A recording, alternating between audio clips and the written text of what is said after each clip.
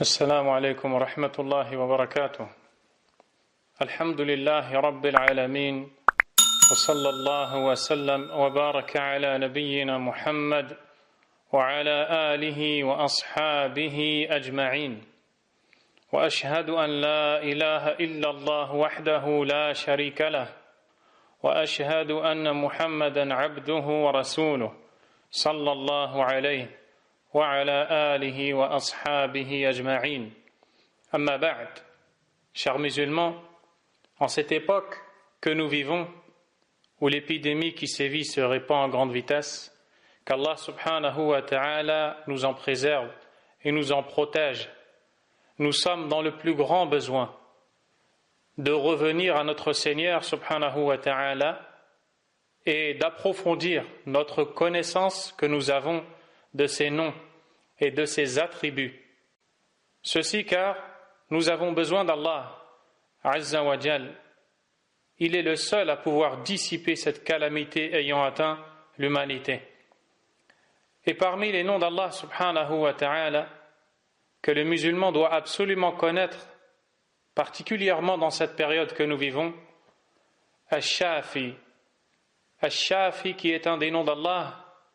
Et tous les noms d'Allah subhanahu wa ta'ala sont en même temps des noms propres, mais aussi des attributs, des adjectifs par lesquels Allah subhanahu wa ta'ala est qualifié.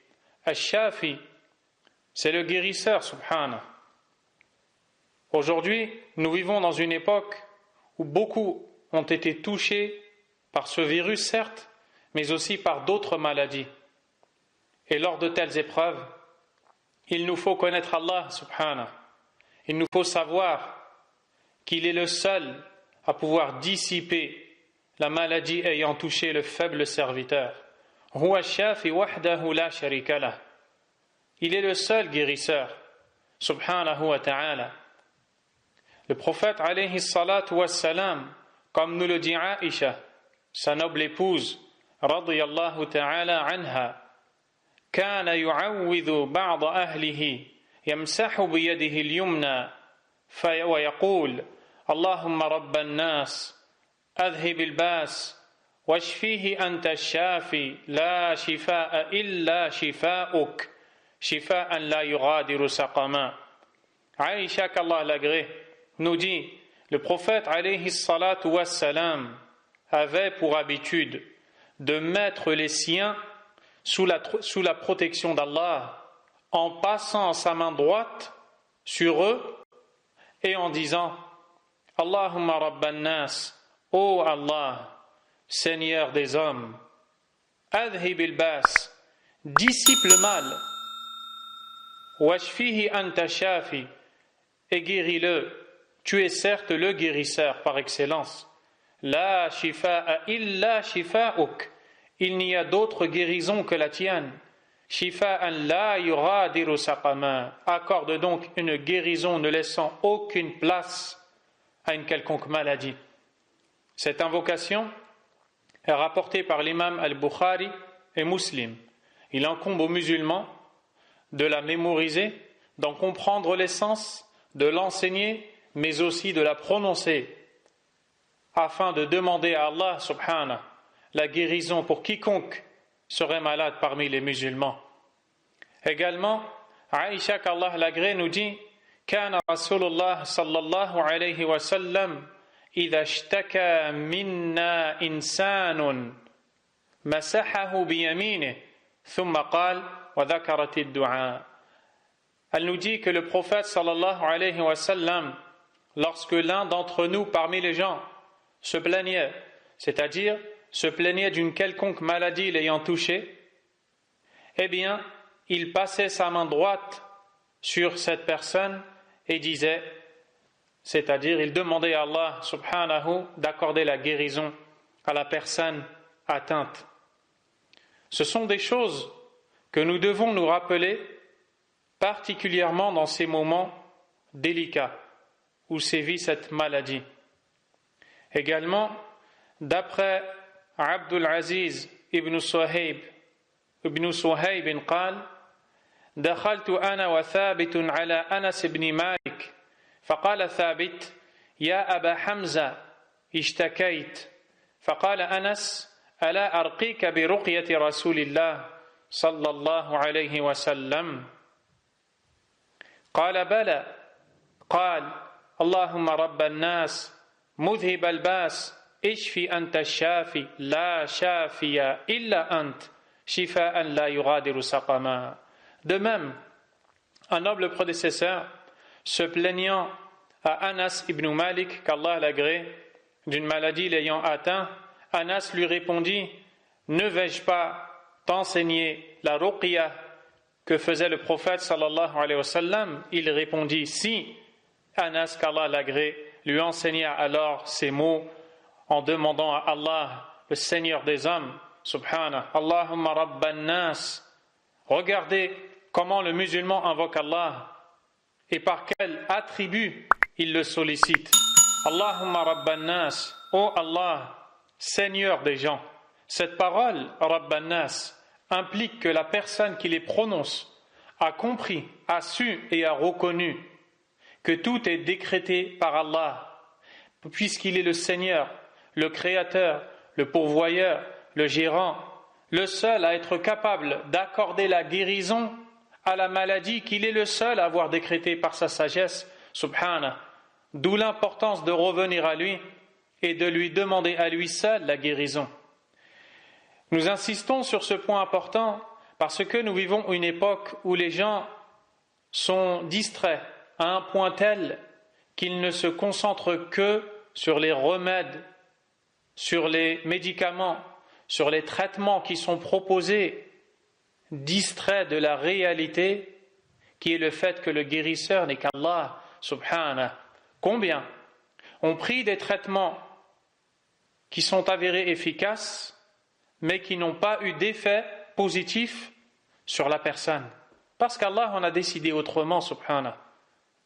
Et combien ont demandé à Allah la guérison pour des maladies qui ont été déclarées par les connaisseurs du domaine comme étant incurables, ayant pourtant été guéries.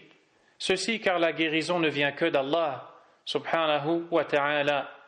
Ainsi le musulman demande: Allahumma rabban nas, ô Allah, Seigneur des hommes, mudhib al-bas, toi qui dissipes le mal, ishfi anta shafi, guéris, nul autre guérisseur que toi, la shafiya illa ant, shifa'an la yuradiru saqama. Et le sens du nom d'Allah subhanahu wa ta'ala, al-shafi, il est celui de qui provient seule la guérison. Allah azza wa jal est celui qui accorde la guérison. Il accorde la guérison des maladies physiques, certes, mais aussi la guérison aux maladies des cœurs. Car les cœurs, lorsqu'ils sont malades, c'est bien pire que les corps lorsqu'ils sont malades. Et c'est quelque chose, c'est un domaine où les gens sont distraits, inattentifs ou alors tout simplement ignorants, ne connaissant pas l'importance du fait que le cœur doit être bien portant, doit être sain.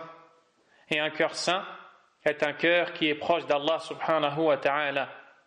Ainsi, lorsque l'on reconnaît qu'Allah est le guérisseur, on comprend qu'il est le guérisseur des cœurs en les remplissant de foi, en les purifiant de toute souillure contenue dans les cœurs, telle que l'attachement à un autre qu'Allah subhanahu wa ta'ala, telle que l'envie de plaire à autrui par une action à travers laquelle on ne doit rechercher que la satisfaction d'Allah subhanahu wa ta'ala, tel que l'orgueil, tel que tous les maux contenus dans les cœurs.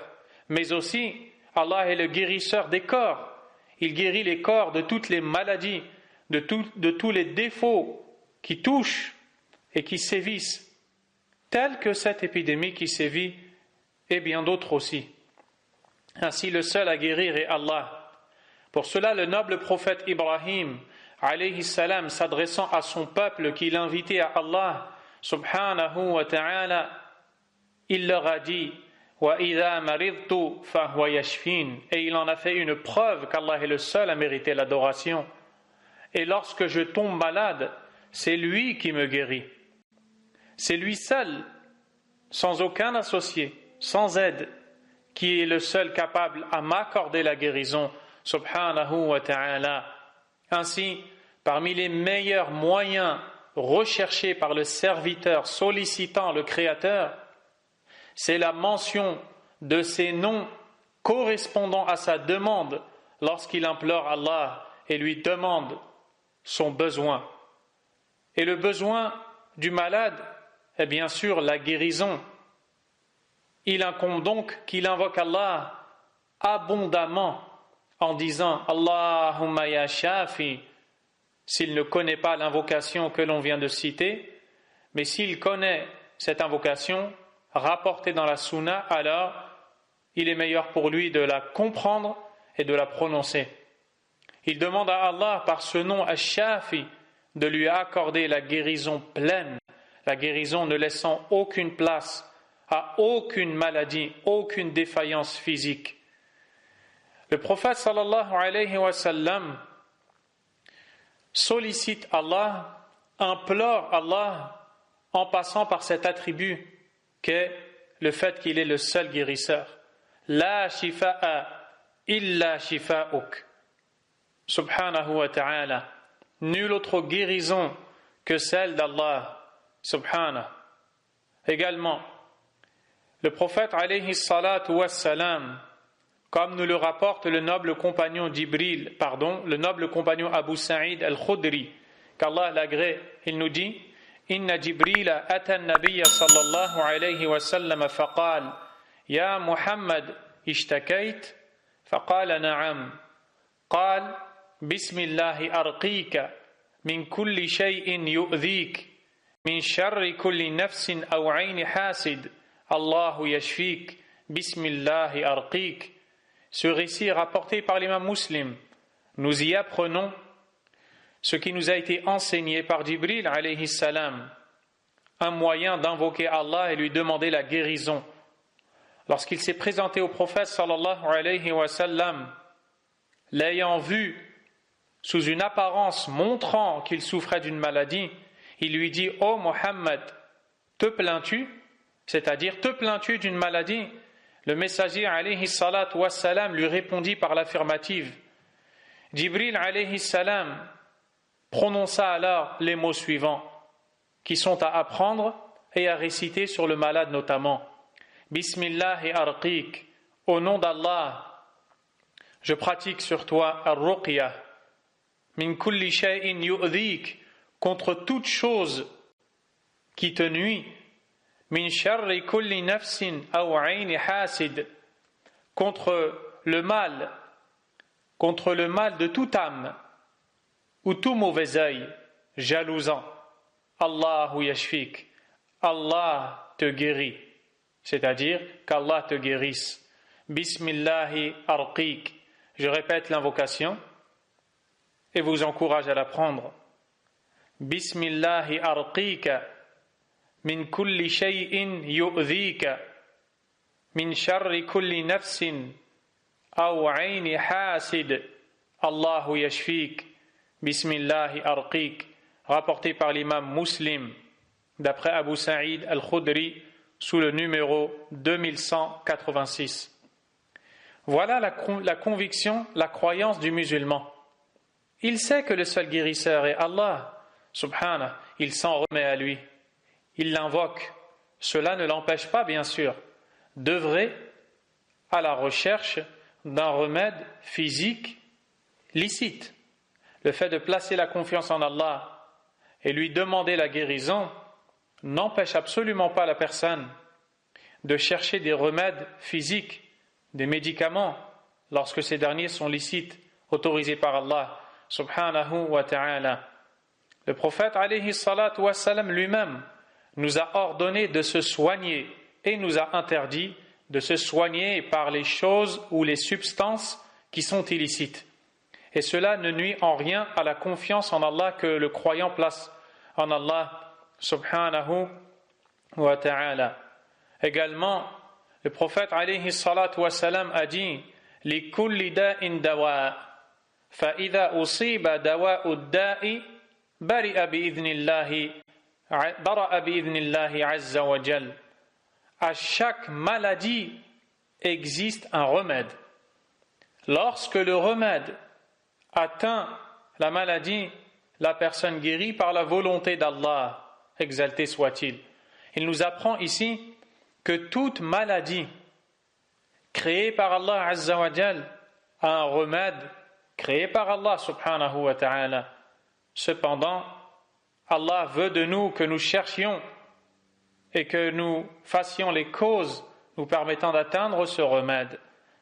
Il arrive tantôt que les remèdes soient connus, mais il arrive aussi qu'ils ne soient pas connus. Quoi qu'il en soit, le musulman, de par sa conviction et son attachement à Allah subhanahu wa ta'ala, l'invoque avec une conviction pleine, enracinée dans son cœur, et attend la guérison d'Allah subhanahu wa ta'ala. Également, d'après Usama ibn Shurayk radiyallahu anhu, qui dit: قال كنت عند النبي صلى الله عليه وسلم وجاءت الأعراب فقالوا يا رسول الله أنتداوى فقال نعم يا عباد الله تداووا فإن الله عز وجل لم يضع داء إلا وضع له شفاء غير داء واحد قالوا ما هو قال الهرم وفي لفظ إن الله لم ينزل داء إلا أنزل له شفاء علمه من علمه وجهله من جهله. Le prophète sallallahu alayhi wa sallam nous enseigne ici la chose suivante. Lorsque des bédouins sont venus voir le prophète alayhi salatu wassalam et lui dire: Ô messager d'Allah, devons-nous nous soigner? Oui, répondit le prophète alayhi salatu wassalam. Oui, ô serviteur d'Allah, soignez-vous. Certes, Allah exalté soit-il n'a pas déposé une seule maladie sans qu'il n'en dépose un remède, à l'exception d'une seule. On le questionna sur celle-ci, il répondit: Al-Haram. Et lorsque l'on étudie ces récits du prophète sallallahu alayhi wa sallam, l'on voit l'importance de demander à Allah la guérison et d'être pleinement convaincu qu'il est le seul guérisseur subhanahu wa ta'ala. Le fait de se guérir, le fait de se soigner, n'est en aucun cas un annulatif ni un diminutif de la confiance que l'on place en lui. Et la seule chose qui n'est pas soignable, c'est la mort. Il n'y a aucune solution. Lorsque le terme fixé par Allah arrive, eh bien, personne ne pourra le repousser. Wallahu al-musta'an.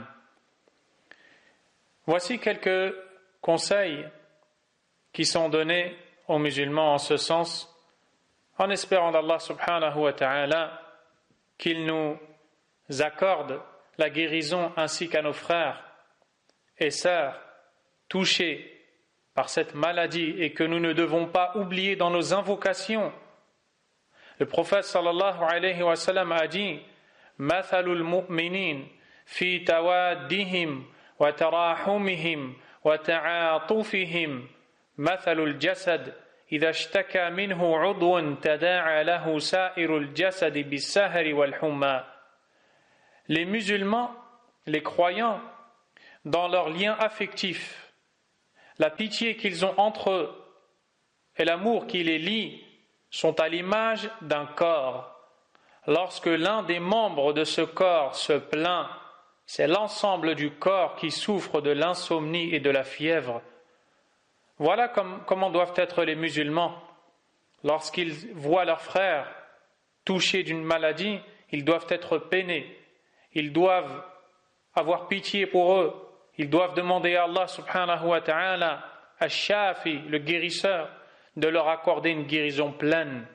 Qu'est-ce que ça te coûte de consacrer dans une de tes prosternations de ta prière, de demander à Allah de consacrer des invocations pour ton frère, pour ta sœur, pour les musulmans touchés par cette maladie. Nas'alullah ash-shafi an yashfiyahum shifaan ajilan ghayra ajil.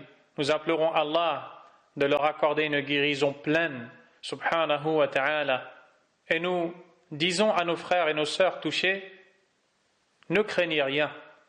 Allah subhanahu wa ta'ala a plus de pitié pour vous que votre propre mère en a pour vous-même.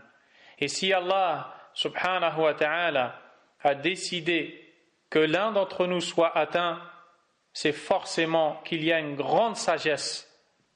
Mais nous devons endurer et demander à Allah subhanahu wa ta'ala la guérison. Nous demandons à Allah subhanahu wa ta'ala d'accorder une guérison pleine. Et le musulman qui parle à son frère lorsqu'il lui rend visite, ou sa sœur, ce qui n'est pas le cas de cette maladie, car malheureusement, et par sagesse d'Allah subhanahu wa ta'ala, l'on ne peut se mêler à des personnes atteintes, mais cela ne nous empêche pas de les avoir au téléphone, notamment, et de leur dire ce que disait le prophète sallallahu alayhi wa sallam aux malades: La ba'sa tahurun insha'Allah. Nul mal, c'est une purification, insha'Allah. Ainsi nous disons à tous nos frères et nos sœurs qui nous écoutent: La ba'sa tahurun insha'Allah ta'ala shafakumullah shifa'an ajilan ghayra ajil. Qu'Allah subhanahu wa ta'ala nous aide à nous rendre compte de ce grand bienfait qu'est la santé qu'il nous a accordée, et qu'Allah mette dans nos cœurs la miséricorde pour les croyants. Wallahu ta'ala a'lam. Wa sallallahu wa sallam wa baraka ala nabiyyina Muhammad wa ala alihi wa ashabihi ajma'in. Subhanaka Allahumma wa bihamdik. أشهد أن لا إله إلا أنت أستغفرك وأتوب إليك والله المستعان ولا حول ولا قوة إلا بالله وعليه التكلان.